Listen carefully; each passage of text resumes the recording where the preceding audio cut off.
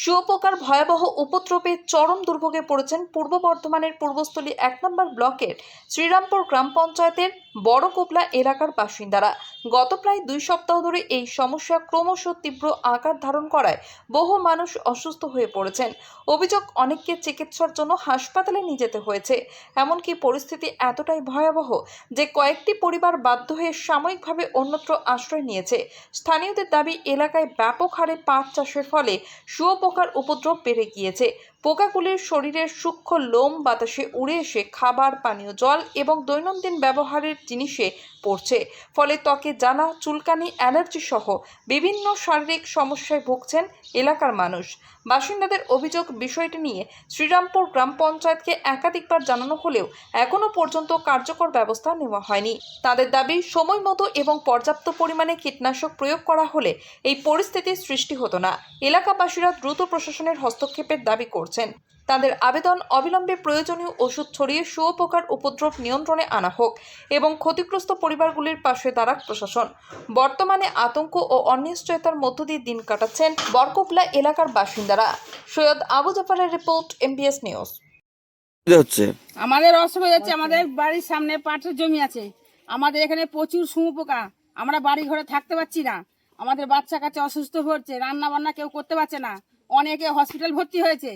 আমাদের এর ব্যবস্থা চাই তদনগর, তাহলে আমরা বিক্ষোভ জানাবো। আচ্ছা, আমরা দেখলাম যে কিছু কিছু বাড়ির লোকজন তালা মারা, তারা কোথায় তারা গেছে? চলে গেছে এখান থেকে ভয়ে, বাচ্চা কাচ্চা অসুস্থ হয়ে পড়ছে, কি করে বাচ্চা রান্না বান্না করতে পারছে না, খেতে পারছে না, বমি হচ্ছে, জ্বর হচ্ছে। আচ্ছা, আপনারা এখন কি চাইছেন? আমরা চাইছি এর কোনো একটা তদনগর একটা ফয়সালা চাই আমরা, নালে আমরা বিক্ষোভ জানাবো, রাস্তা অবরোধ করবো আমরা। আচ্ছা, আপনাদের কোন পঞ্চায়েত? আমাদের শ্রীরামপুর গ্রামের পঞ্চায়েতে আপনারা জানিয়েছিলেন? হ্যাঁ, জানানো হয়েছে। সেখান থেকে আপনাদের কি বলা হয়েছে? বললো আজকে সকালবেলা কাজ একজন বলুন। হ্যাঁ, দিয়ে তারা কি বলল? এখন নাই। আচ্ছা আচ্ছা, আপনার নাম? আমার নাম চম্পা সিং। কি অসুবিধা হচ্ছে?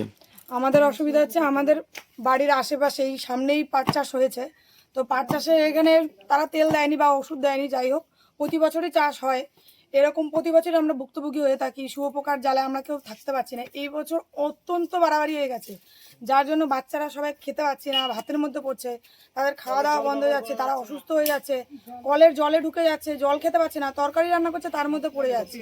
তাহলে মানে কিছু কিছু বাচ্চা হাসপাতালে যেতে হচ্ছে, তারা এত অসুস্থ হয়ে গেছে।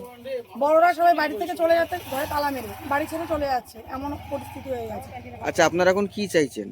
আমরা এখন চাইছি চাষিরা পাটগুলো কেটে দিক, আর সামনের বছর যখন চাষ করবে, এদের তো চাষ করতে হবে, চাষ তো আমরা বারণ করছি না করতে না, এরা চাষ করুক, কিন্তু তেমন ব্যবস্থা নিয়ে চাষটা করুক যাতে আমরা ভুক্তভোগী প্রতি বছর না হই।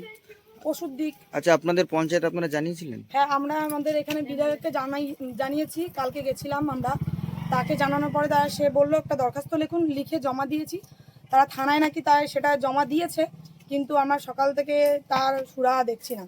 আচ্ছা, কতদিন ধরে আপনার এই অসুবিধার আমরা মধ্যে? 10-15 দিন হয়ে গেছে আমরা এরকম ভুক্তভোগী। যারা চাষিরা তাদেরকে জানানো হয়েছে, তারা উল্টোপাল্টা কথা বলছে, আমাদের সঙ্গে খারাপ ব্যবহার করছে।